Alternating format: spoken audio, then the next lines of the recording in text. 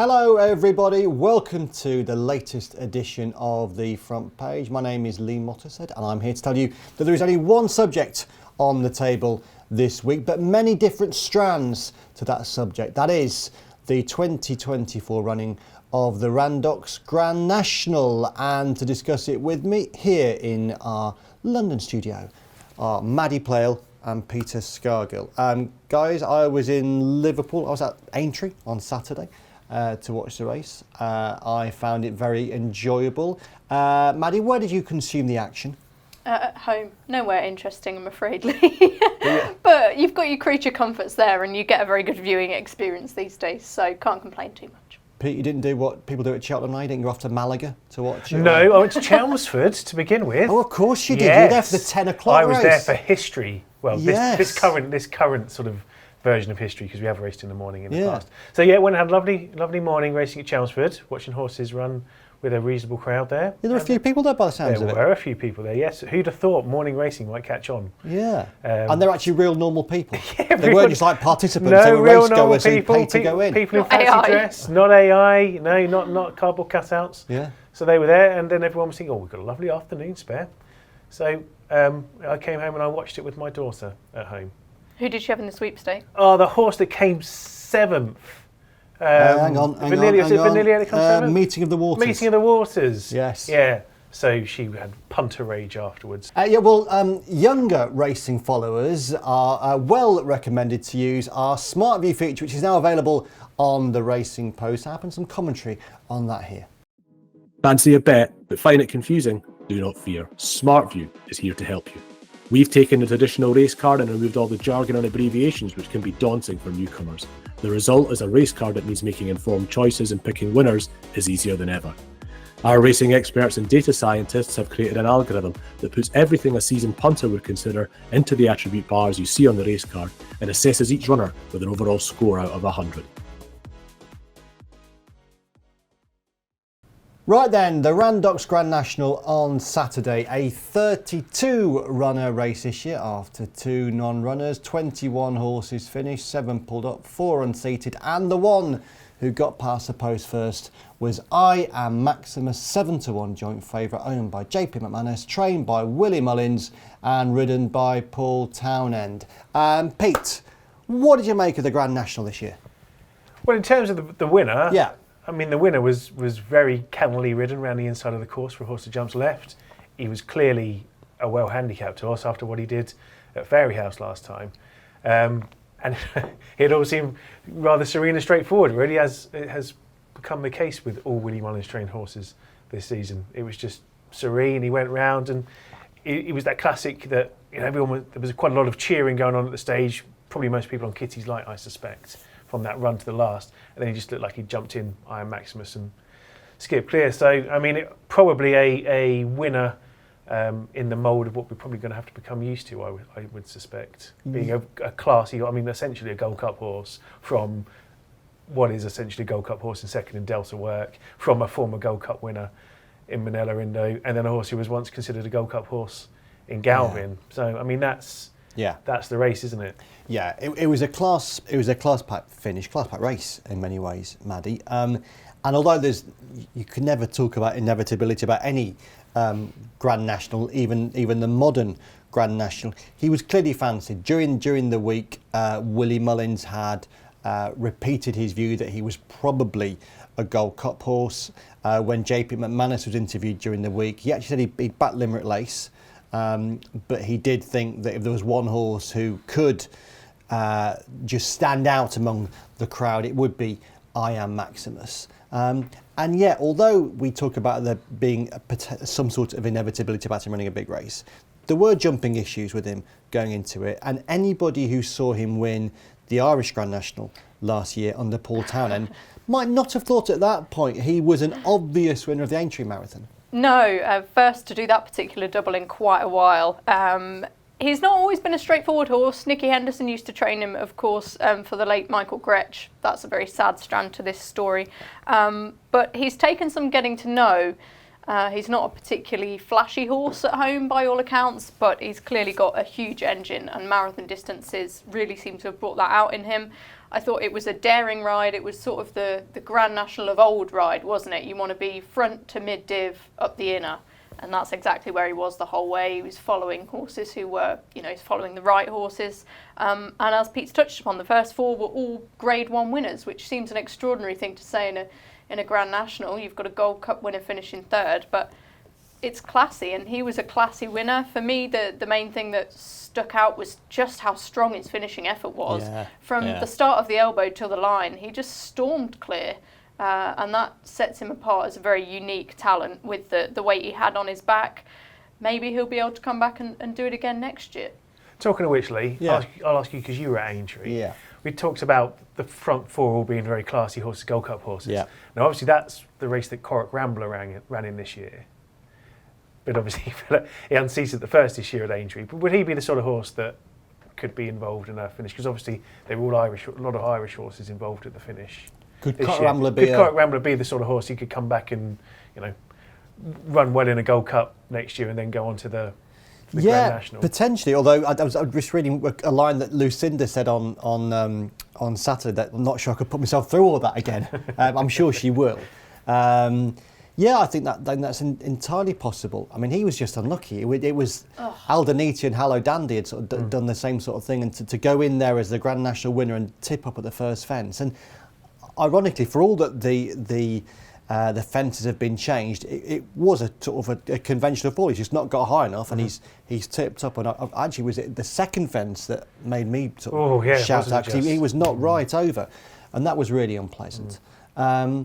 Just on him as well, before we could talk about the race again, there was interesting things beforehand in the paddock where Derek Fox was being pestered by 2 young guys with ONT badges, owners and trainers badges, and he had to basically say to them in no uncertain terms, "Can you please go away, leave me alone?"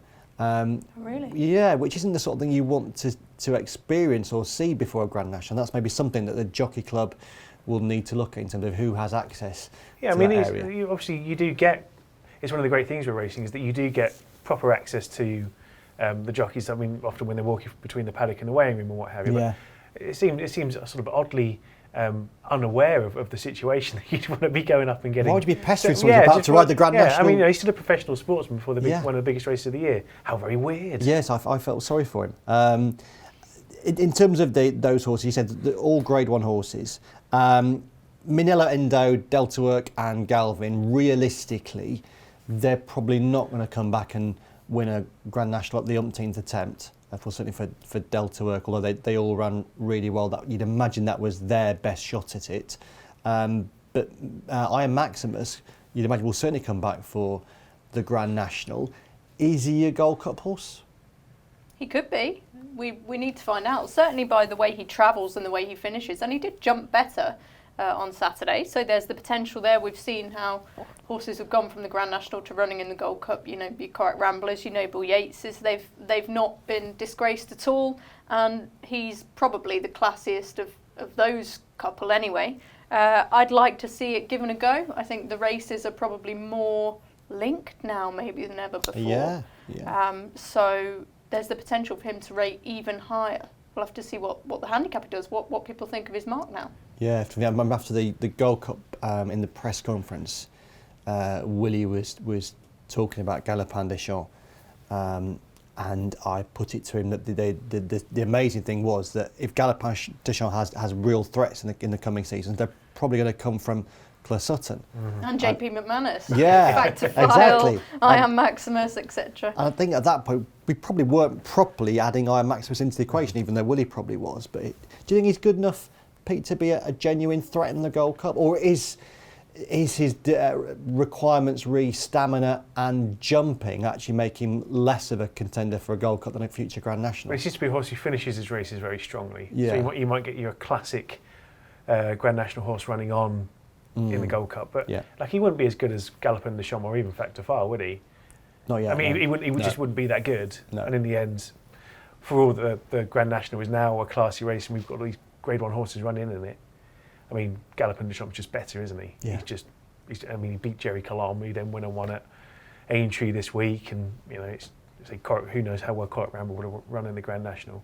So he might be a Gold Cup horse, but like you say, Winnie Mullins has probably already got the Gold Cup horse and plenty of other good reserves already, so he doesn't need to worry, does he? Absolutely. He can run him if he wants to, he doesn't have to. Just on him as well, maintain the old anecdote front. In the winners' enclosure afterwards, JP McManus was talking about the race and what had just occurred, and he was talking about meeting the winner, I Am Maximus, and we're talking about his jumping, and he said, you might have missed it, but he wasn't amazing at Becher's second time round, and I had missed it, but I thought what was impressive was he had 5 runners in the race, and he clearly had his eyes on every one of those, and he didn't miss a thing. Well, fair play. I find it difficult enough to follow the caps at the best of time. I mean, the number of times I thought I was white cap, blue cap, quarter cap. Yeah, absolutely. Fair play to him. It's also worth noting as well that this is a horse who won in novice company at the start of the season, beating Founder 50, who won over the 2 miles at the final grade 1 of the meeting. So it's an incredible journey, and that shows, to argue your point, he does have class and he does have pace. Other great stories through the race. I mean, at one point, it looked like Late Night Pass was going to go close. He ran a hell of a race. And ain't that a shame? I mean, in all the we preview... don't like Ain't That a Shame. He came 6th. We wanted him to come 7th. Oh, yes, and Meeting the Waters to come 6th. For entirely personal position. Heir to the throne, yes. Right. But no, carry on. But yeah, I mean, David Maxwell, he wasn't... People weren't so much taking the mickey out of him before the race, but there was a view that the horse's prospects hadn't been enhanced by David Maxwell buying him and taking on the mount. It was pointed out, and I was one of the ones that did it, that he didn't appear to get home last year under Rachel Blackmore. So what possible chance do you have of getting home under David Maxwell? But he's running an absolute stormer. Yeah, and maybe that points towards the smaller field sizes and the jockeys. I think they were notably more spread out across the track this year. And no disrespect to David here, but it could be, I mean, he got a wonderful spin, didn't he? But it could well be that he was nicely positioned and out of the way of trouble, and that enabled him to get into the race a little bit more and finish off his race better. But I loved the quote he gave on Look on Sunday yesterday, where he said there was one fence where I got a bit cocky and I was on a good stride and I asked him for a jump and he put in an extra one and I whispered in his ear, sorry mate, I won't be doing that again. And I love this notion of so many of those horses, you feel like they're doing their own thing and they're really enjoying themselves, and the jockeys are the ones who are actually just sitting back and saying, okay mate, I'll trust you. It's really nice to see that relationship. And I appreciate that obviously a lot of the stick that David Maxwell gets is from people who've backed his horses and they say, he's hopeless. That horse would have won without him, which is probably unfair. Although I don't think anyone else would have finished any closer. I think the point I was going to say is that he, for all of the grief he gets, he's got a sort of a wonderful way of just water off a duck's back. He was on 5 Live. Yeah. I was listening on the way back from Chelmsford, being interviewed with that. It was with Sam Whaley-Cohen, and he said he talks about an analogy. And he says he calls up the trainers to say, "Oh, good news! I bought this horse." And then he says, "Oh, the bad news is I'm going to have to ride it." and he's likened it to Manchester United. So Jim Ratcliffe just bought 25% of Manchester United, and it's like him calling up the manager saying, "Good news, I've invested in your football club. The bad news is I'm going to be playing left back." For a guy that's clearly putting a lot of money in and loves racing, he doesn't take himself too seriously at all. But clearly he takes what he's doing seriously, but he doesn't take himself seriously. Absolutely. That's to his immense credit, you have to say, because he could easily get upset by it, walk away, not bother. He just seemingly just loves the game. I completely agree. I adore his self-deprecating nature. Agreed. And I think he's a big plus for the sport. Link here now, because were the changes a big plus for the sport? Was the revamped Grand National better than what we had seen in the past? Just a reminder of some of the changes that we had for this year's race. Crucially, the field size limit, the maximum field size, was reduced from 40 to 34. In the end, we had 32 runners because 2 came out on the day. The first fence was brought forward 60 yards closer to the start. We had a standing start as well for the race this year, and I suppose the other big change was a slight modification to one of the fences going back towards the Anchor Bridge crossing, was that the start time was brought forward from 5:15 to 4 p.m. And Maddy, as I said at the top of the programme, we had 21 finishes, 7 pulled-ups, 4 unseats, no fallers. From my perspective, watching the race, in my colour piece I did at Aintree on Saturday and again in my column yesterday, I was very positive about it. I thought it was a thrilling spectacle. I loved the fact that there were so many horses still in the race going to the chair. I loved the fact that there were so many horses still in contention jumping the second last fence and then again the final fence. I think it's a great thing that we didn't have any fallers, and I referenced in my column the fact that my other half, my husband, who's not a racing fan by any means, doesn't mind a day at Plumpton or Fontwell, but he actually rang me on the way home to say, that was a really good race, wasn't it? There were loads more in contention than usual. That made it more exciting. And from my perspective, he's not an animal rising type person. He's not someone that is never going to be converted. He is the sort of floating voter, as I put it in pieces, on which the sport's future depends. And if someone like that watches the race, actually thinks that was a really enjoyable spectacle, that has to be a good thing. I think the changes are a good thing. I do understand why people look back to Grand Nationals of old and sort of hanker after the past. And I thought Chris Cook wrote a powerful front runner piece in which he tried it more like a cross-country chase. But I think overall, given where we are and how society has developed, I thought that was a positive race and good for the Grand National and its future. So I think, what do you think? The other thing that's changed this year, before I just answer your question, is no parade, which yes. We'll have to see how we think everyone's reacted to that, but it seems another positive move. Largely, I agree with you. I think it made for great viewing, and ultimately we have to move with the times. I definitely sympathise with some of the points that Chris Cook was making in his front runner piece, and if you haven't read that already, I would suggest go and read it, because I'm sure that lots of racing fans will empathise with him. But ultimately we can't have the Grand National of old, because times have changed, the society we operate in has changed, and I just don't think it would be feasible or forward thinking in order to secure this race's spot in the calendar and in future. However, I do think there is a train of thought after each Grand National to, as we should, to review and to take stock and to see what we can learn about the race. But I think we're in real danger of obsessing about this perfect Grand National, this faultless Grand National. I think we're never going to get that. You know, there's always inherent risk in this sport. There will always be inherent risk in the Grand National. It's wonderful that this year it was, you know, without any fatalities, and it was such an enjoyable spectacle, but that just won't always be the case. And if it's a fatality-free Grand National that we're after, we're probably never going to get that by law of probability. And, you know, if you look elsewhere in the meeting, we sadly lost Giovinco and Picard as well. So that risk is always going to be there, and I think the sport might be trying to build a rod for its own back if we go chasing after this perfection and give ourselves a pat on the back, because as we all know in sport, there's a fine line between these margins and, you know, something sad happening. So I think as much as it was a fantastic job and it showed that the changes have been effective and it worked, I don't think we should, you know, obsess over trying to obtain this perfect result, because realistically that's never going to happen. I agree with Chris in that, you know, it's a very classy cross-country race now with, as we've said, the top 4 being Grade 1 winners.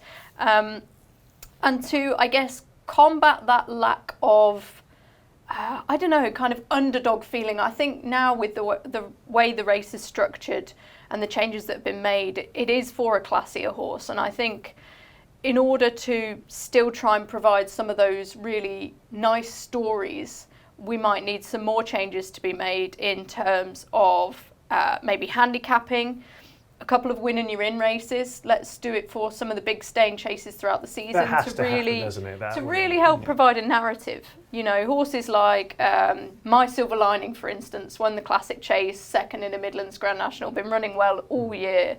Would be a fantastic story, and I must admit I agree with what some of Paul Keeley and Tom Siegel were saying on some shows over the weekend. Horses like, I will name them, like for instance Glenn Gooley, who, you know, gave his rider a massive shout for a long way, is him maybe not in terms of out of form, but he's not truly proven out the trip. And there were a lot of horses in there who hadn't shown their best form for a long time. And I don't think, those are horses who should be getting a run ahead of horses who are, going to increase the competitivity of the race and going to make it a better betting race, a better spectacle. There are going to be more stories involved. So I think I'd like to see some changes to the qualifying system as well, just in order to make the race a bit better. Otherwise, I do fear that it will lose a bit of its unpredictability. It doesn't necessarily go hand in hand with safety, but we can try and improve that in other areas. Really crack down on the sort of horse that we want to be running in the Grand National, because I think that's going to be definitely key to its future.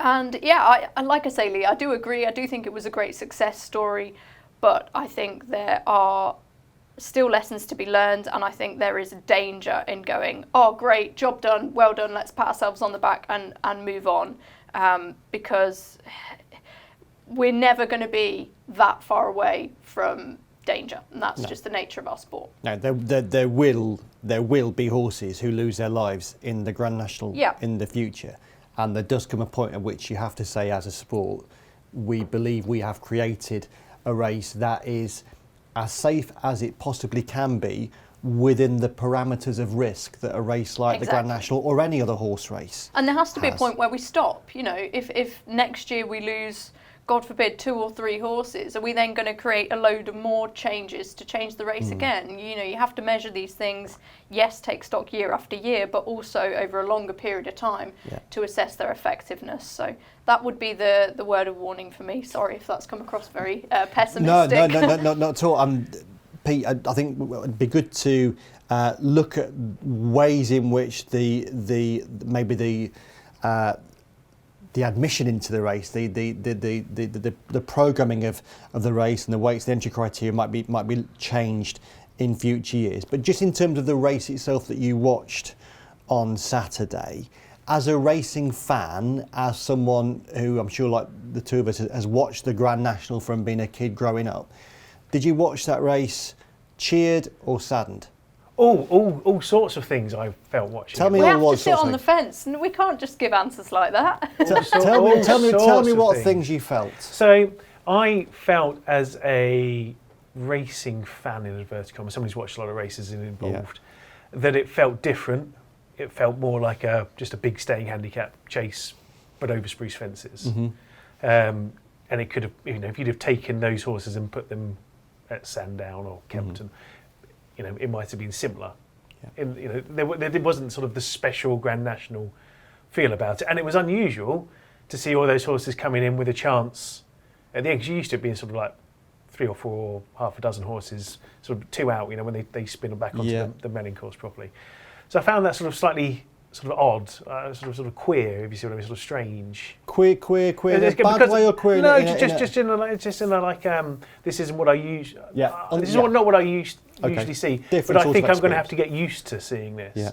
But it was still exciting. Like, it was exciting. There were a lot of horses in with a chance, and like I said earlier, I'm sure a lot of people were willing Kitty's Light to win for Christian Williams and the team around that, and they had an opportunity to do that. Ran a cracking race. Wonderful. And in terms of people, I mean, again, you were there, Lee, so you can tell me what the atmosphere was like.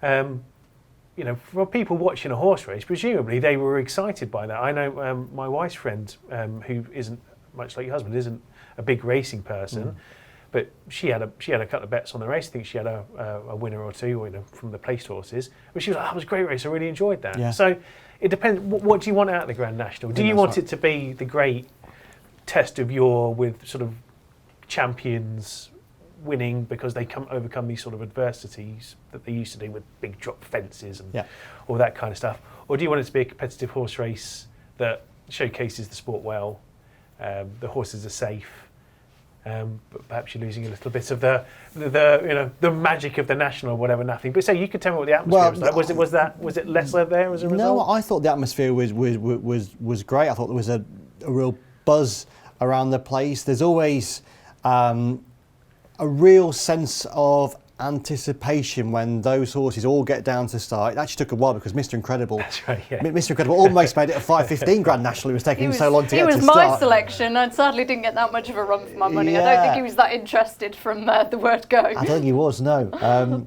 But I did sense there was real excitement in the air.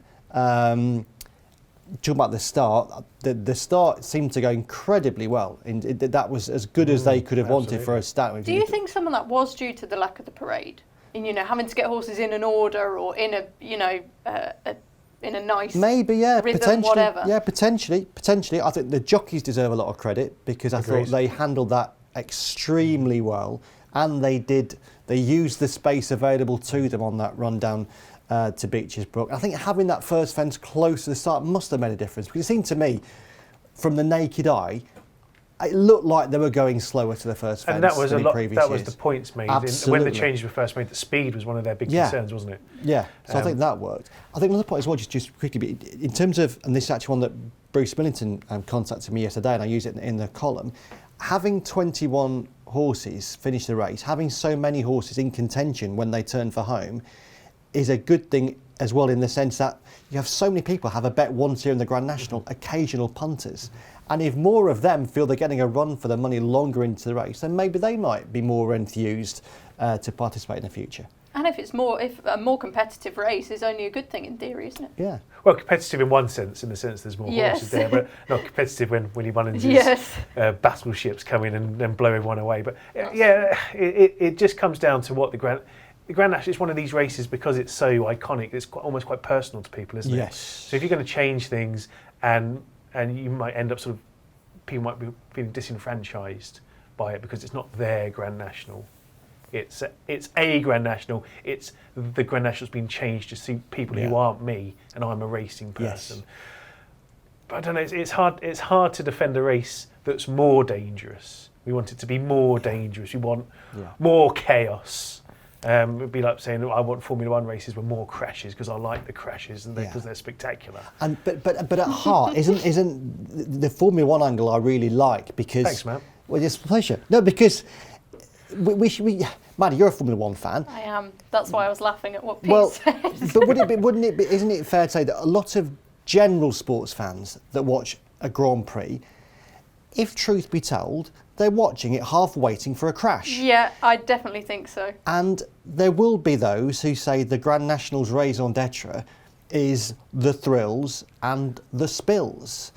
And there will be some traditionalists who, no one wants to see a horse injured. Of course no one wants to see a horse injured, but there'll be some traditionalists who regret the fact that there weren't a few falls in the race and it didn't look more like a Grand National.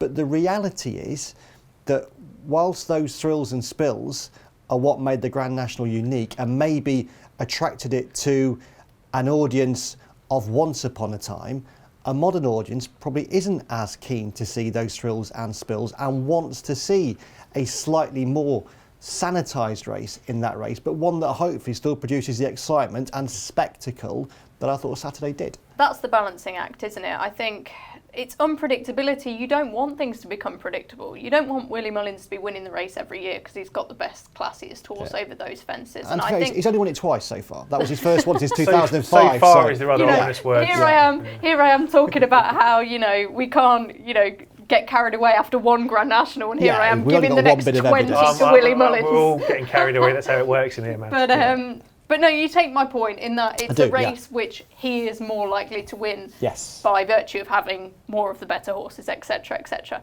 And I relate to that. I like having a bit of unpredictability. I don't want necessarily danger or I don't want any wish ill on anyone, of course not, but I like to be surprised. And I think there are ways that we can still incite that and retain that element of the race, I hope, without compromising safety, i.e. looking at that criteria. Yeah, so should we just touch on that before we move on to other issues? Maddie, you've mentioned winning your in races. Yeah.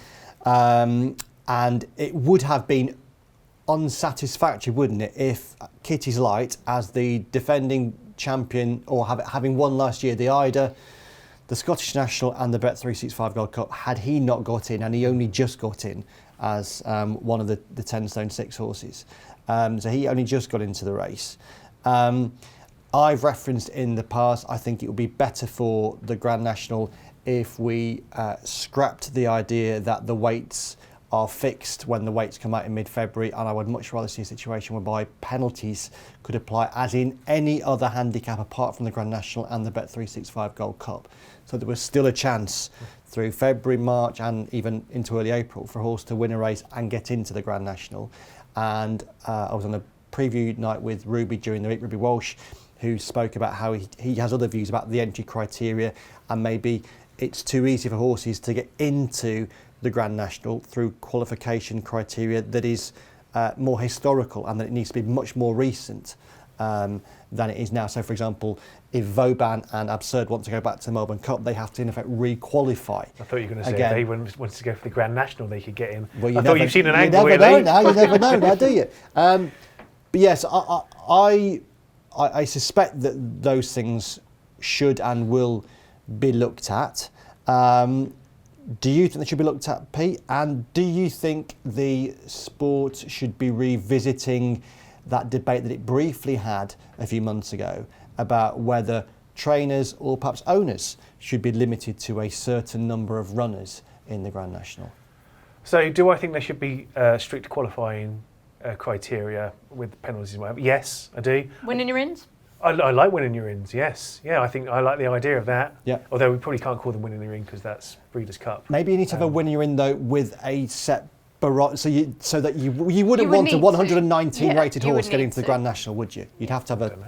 Okay, maybe you would. I cut off your flow. Carry on. No, not at all. So yeah, I do like the idea of that. I do like the idea of making it more relevant. I think that would encourage people to campaign their horses more, Yeah. which is always something we're concerned about, isn't it? Yeah. People not running their horses enough. What was the other thing you asked me about? The limitations on owners and would you, Yes. that was No, discussed this year in relation to That's right. trainers. Yes. But is it something that should be discussed again? Obviously, Willie Mullins and Gordon Elliott had 8 runners each, so in the end they had 50% of the. Yes, and much of the finish to themselves. I mean, is this not the inherent problem that we have at the moment? That's It's a jump racing problem, isn't it? It's not yes, a- yeah. So you know, these guys have the best horses. Yeah. And if you've got a better race, they're going to have more of the good horses in it. Yeah. So I don't. Could you limit them? Yeah. I mean, you know, the rise of super stables and the ability of these yards to have so many horses has squeezed the others, and it's only going to get more that way because it is so hard Yeah. for smaller trainers to make it work because of the effects of costs and prize money issues and what have you, and the fact that the big guys get more of the success. I think British racing would be foolish not to revisit it and say, well, look, we've now had this, we've had a season, what do you think? Yeah. Whether they'd be met with the same robust no as they were when they floated it out this time, perhaps they would do, but they can't just ignore it because that would be, who's to say they couldn't have 10 runners each in the race next year? You know, that's... Yeah. And it should be said that the top British trainers generally were very much against the idea of a limitation that would realistically apply to Willie Mullins and Gordon Elliott because nobody else is sending out. No, of course, and it's not really the sort of implementations you want to have on something. No. Like, you don't want to be putting in No. restrictions, but at the same time,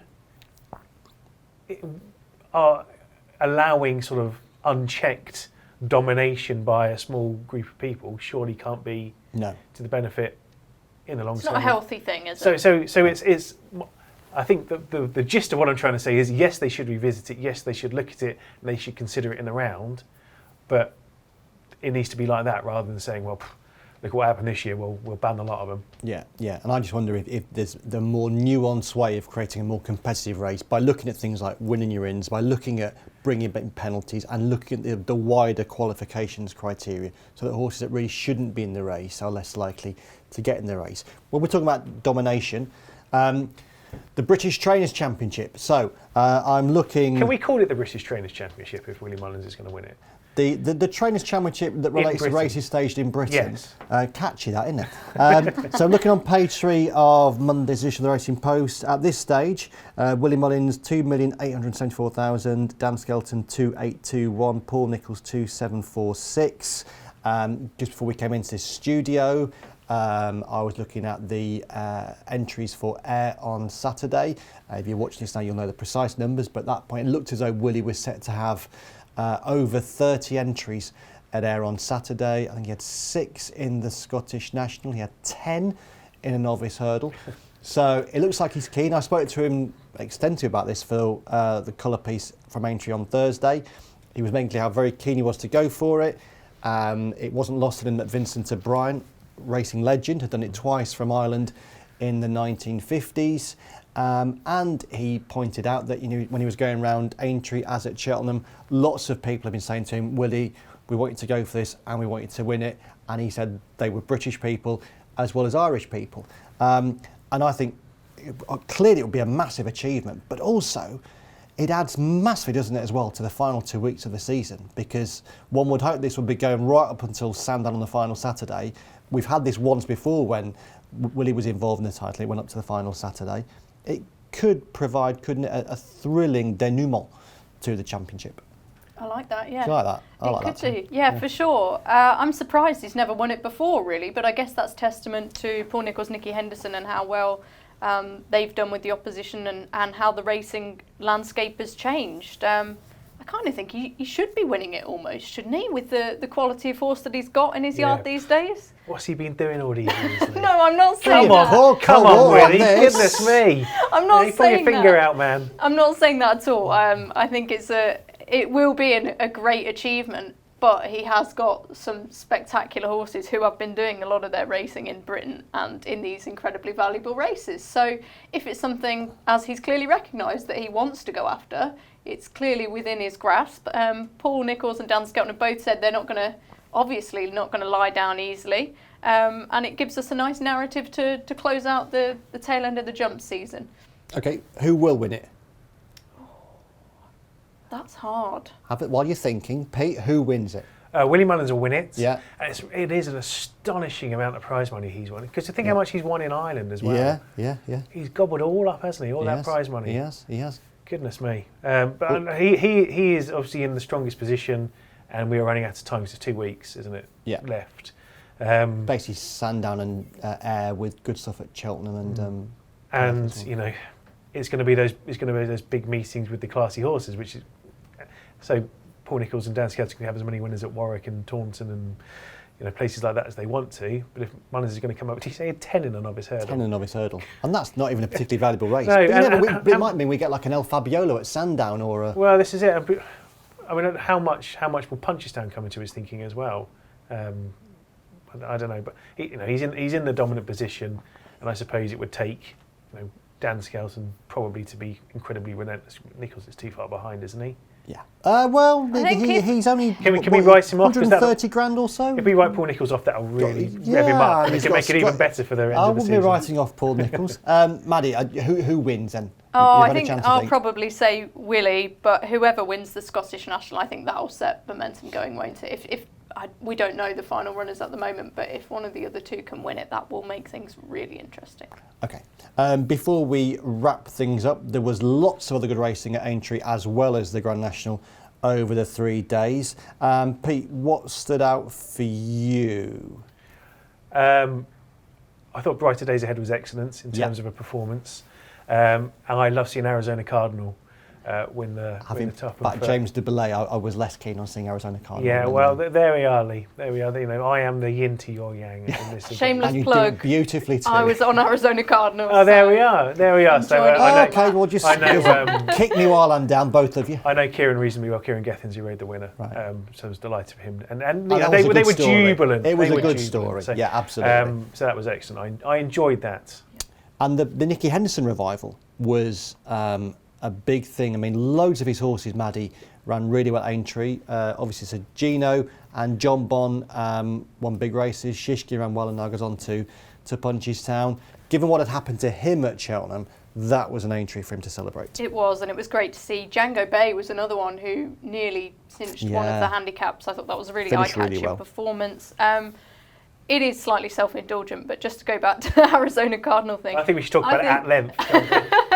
I did put him up. This is not after timing, it was in the Weekender. Stuart Evans is a genius, I think, because he targets Aintree, and after this horse won at Ludlow, or was it? No, it was before he ran at Ludlow and won. He said, we want to run him at Ludlow because we want him to go up in the handicap. We're going to target the Topham.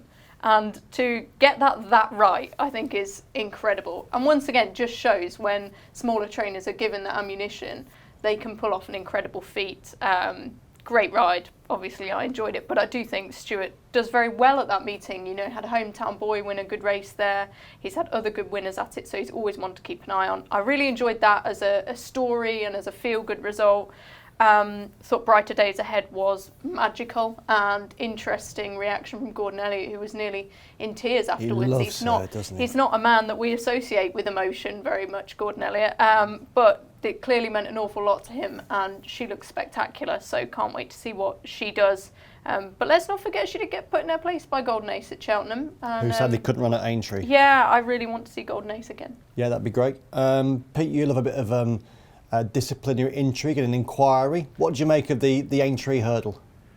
Oh, good race. Yes, good race. wasn't it? Dear It was a thriller. old Langadan continued to defy his skeptics with a good performance. Just getting thrilling finish, right result in the steward's room.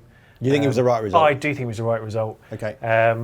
Fascinating analysis afterwards by Ruby Walsh on ITV, talking about how Paul Tanner had to go when he did, even though he was in front too early. All about the tactics of a race. Yeah. This fantastic insight we get from him on ITV. But no, right result. Enjoyed the steward's inquiry. Always like a bit of needle me. You do, don't you? I do. You do like a bit of needle. You do. But no, good race. Okay, and you've delivered me a perfect segue, because I was going to ask Maddy, talking about Ruby there. Ruby had a lunch on Friday that formed half of my... Did you only go to lunches, Lee, this week? I know, some of us have got it so easy, haven't we? I ate in the press room on the Thursday and the Saturday. I had a very kind invitation to the chairman's marquee on the Friday, but I was clearly still working because I got half a colour piece out of it, because Ruby was being interviewed by Rishi Prasad, little tipping thing, and he was talking about the top novices hurdle in which Firefox was running. He spoke about how he was doing his prep for ITV in the morning, and he said the quality of the pictures was not of a level that would allow you to properly show how Firefox was interrupted in his advancement through the race from two out to the final flight. He said in a room that was full of British racing leaders and racecourse leaders that in effect racecourses weren't spending enough on pictures, overhead pictures that you get at the Breeders' Cup, Melbourne Cup, Dubai World Cup. He mentioned the Grand Prix de Paris, and he basically said to the room, you need to do better for the good of the sport. It was really strong stuff. What would you make of that, Maddy? Do you agree with Ruby that we need to produce better, in Britain and Ireland, he was saying, that we need to produce better pictures for fans? I totally agree, because this is something that I was due to write about before Cheltenham. I was watching all the Dublin Racing Festival races back prior to the festival to try and find some winners. And I just found it incredibly difficult for those Leopardstown races, particularly in the big sort of 20 runner handicap hurdles, handicap chases, when the camera's so far back, particularly if conditions are bad as well. It's so hard to see which horse is which, as well, complicated by if you have the JP McManus thing of just the cap to differentiate them. So I definitely agree with that. I think it adds to the spectacle. I think it adds to the analysis. It can help us make sense of these results a bit more. So I can see why Ruby was asking for that. Definitely agree with him. One other thing I'd like to mention is I've never actually been to Aintree, which is pretty Fabulous. Unbelievable. I need to go. And I think this year's racing really hammered home how much I need to go next year, because there are a lot of people who thought it was better than Cheltenham, and I can see that. Is that the trendy thing to say? Is that just like hipster? Yeah. No, I think so, because Cheltenham is the first meeting point of these horses against each other, isn't it, these days now? And Aintree, you've already had that, so it's now time to delve into those different rivalries and why, and have horses from different divisions. You know, you had your Langadans stepping up, you had your different horses stepping up to 3 miles and different horses stepping down to 2.5, and there's so much more so many more strands to the races, and I do think there were some really competitive, fascinating, sort of meaty finishes to get stuck into. And I'm not saying that Aintree is better than Cheltenham, but I definitely need to go because I found it thrilling viewing. Yes, it was sensational. My goodness, we've spoken about a lot there. You enjoyed yourselves? We've enjoyed ourselves immensely, I believe. Yeah. Yes, I'm speaking for Maddie Yeah. for some reason. I don't know why. Or was it the royal we? I don't know. I've lost the plot by now. We've been speaking for so long. Yes, it was very enjoyable, Lee. Thank you for hosting us. I'd only let you get away with that, by the way. It was a pleasure, and well done again with Arizona Cardinal. Before we say goodbye, I need to tell you that we have a fantastic offer in relation to the Racing Post Members Club.